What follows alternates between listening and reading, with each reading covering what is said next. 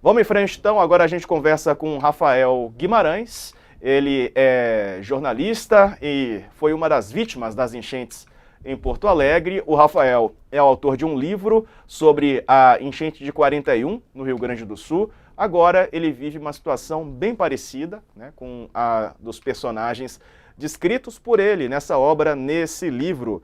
Bem-vindo, Rafael. Boa tarde, né? Uma triste coincidência, né? Você pesquisou, relatou a enchente de 41 no Rio Grande do Sul e agora é vítima dessa enchente de 2024. Boa tarde para você. Boa tarde, Diego. Boa tarde, Leonardo.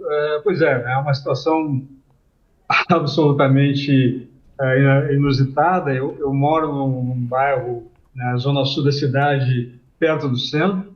Ali, quando eu estava vendo o filme de vocês, aparecia ali perto da minha casa. Uma área que nunca foi atingida, nunca sofreu um tipo de alagamento como esse, né?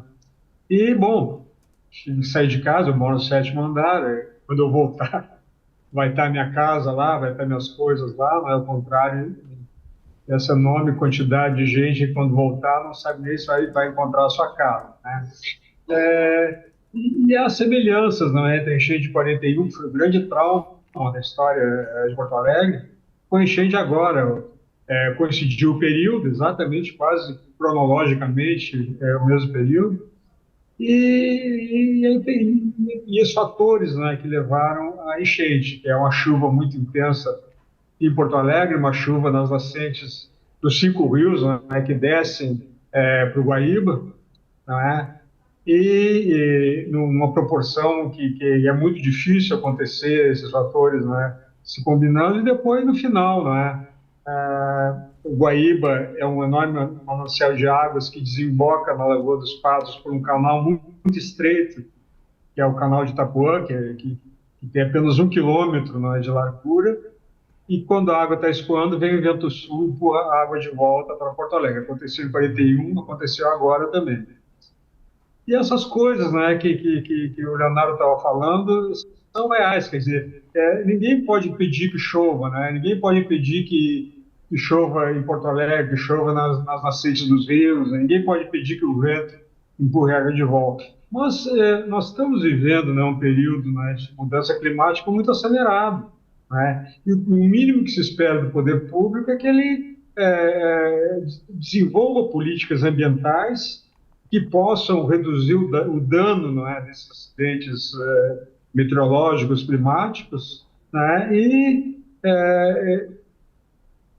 acolher as pessoas, proteger as pessoas, né, salvaguardar a vida das pessoas. E isso não acontece, né? Tanto no Rio Grande do Sul, vocês falaram, né, toda dessa questão toda da legislação ambiental retalhada, né, pelo atual governo, para favorecer o agronegócio, tipo, autorizar fazer barreira em qualquer lugar, autorizar que se construa em área de preservação permanente, e essa coisa que para mim é uma aberração, que é o autolicenciamento, quer dizer, uma empresa, um empreendimento que quer se instalar, em vez de ser fiscalizado, se o seu projeto ser fiscalizado pelo poder público, o próprio responsável pelo empreendimento que emite um laudo prometendo, não poluir, né? Isso é uma coisa que há 10 anos atrás, se alguém dissesse que isso ia acontecer, as pessoas iam rir, não, isso é impossível.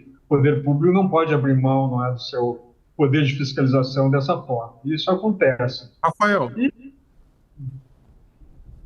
Rafael, boa tarde, Sakamoto aqui. Desculpa interromper, mas você puxou uma coisa que eu fiquei curioso. Porque você diria que, grosso modo, essa eleição, é claro, por conta da grande enchente de 41, houve a construção de diques, né? Houve algumas obras exatamente para tentar evitar que alguma coisa daquele gênero acontecesse novamente. Mas, por outro lado, houve esse processo gigante de desregulamentação ambiental, uma falta de cuidado muito grande com a impermeabilização do solo e tudo mais que a gente sabe. Você diria que, de certa forma, o Rio Grande do Sul não aprendeu tudo o que deveria, ou não colocou em prática todos os aprendizados de 41? Sim, em 41, quando deu a enchente, logo em seguida, houve uma grande reunião, né, das Forças Vivas, né, uma reunião, um seminário na Sociedade de Engenharia que fez um plano, né, de contenção. Esse plano ele se concretizava pela construção de uma avenida, a Avenida Beira-Rio em direção ao sul, a Avenida Castelo Branco em direção ao norte, e no meio o famoso Muro da Mauá, que é um muro que sempre causou muito controvérsia, muita polêmica. E foi construído 30 anos depois, né? Exatamente no período, né, do milagre econômico, onde havia dinheiro meio farto assim, para se fazer esse tipo de obra, e foi feito. Né? O muro sempre foi controverso, não foi utilizado durante quase 70 anos, né? Mas as mudanças climáticas são reais. Então, por exemplo, em 2019, né, houve uma enchente que bateu ali nos 3 metros, ou seja, quase alcançou o cais. E aí, bom, vamos fechar o muro, né? Finalmente vamos fechar o muro depois de não sei quantos anos. E daí, quando foram fechar o muro estava emperrado, as roldanas, né, estavam enferrujadas, tiveram que tentar fechar os muros com guindastes. Bom, ok, aquela água não subiu, tudo bem. Só que de 2015, que foi há pouco tempo, até agora não foi feito nada de manutenção para eles. Tá? As casas de bomba, por exemplo, que bombeiam a água de alagamento na cidade, né? Nós temos 23 casas de bomba, e estavam apenas 8 funcionando, agora parece que são apenas 4 funcionando, e são um equipamento que está ali desde a década de 70, sem manutenção, sem substituição de algum equipamento que esteja avariado por acaso. Essas coisas todas se somam, não é? E se somam, e no período de mudança climática, a gente espera que as questões ambientais sejam colocadas na prioridade, e Ô, não Rafael, são. conta pra gente como essa enchente te impactou e também a sua obra, né? O estoque dos seus livros. Qual foi o impacto pessoal e no seu trabalho? Sim, desculpa, eu não escutei o final da pergunta. Não, perguntei o impacto na sua família, na sua vida pessoal, dessa enchente agora de 2024, e na sua obra, nos seus livros também. Sim, bem, nós, primeira coisa, né, uma situação que a gente vivenciou, é uma situação de, primeiro, perplexidade, não é? Quer dizer, nunca se passou por isso, nunca se imaginou passar. Segundo, impotência, né? Está vivendo uma situação, uma condição completamente alheia à tua vida e tu não pode fazer nada quanto a isso. E a terceira é essa revolta por todas essas coisas que a gente está conversando, né?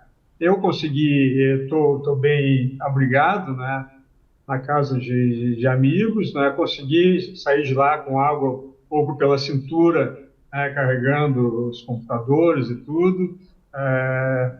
Há um problema, né, da editora ao qual eu sou vinculado, que é a editora Libretos, que o depósito da editora que ficou no lugar que exatamente perto de uma comporta que estourou, então alagou completamente a área, o depósito está completamente alagado, a gente não tem ainda condições de saber qual é o tamanho do dano, porque a área ainda está isolada, e certamente foi um dano muito grande, é uma editora pequena que, enfim, tem um bom nome na cidade e tal, mas que é muito difícil para a editora, né, suportar um prejuízo desse tipo. Então, a revolta que tem se soma tudo isso, mas principalmente as pessoas, né, que estão perdendo tudo, que ao contrário de mim vão voltar para casa e não vai ter nada e talvez não tenha nem a casa.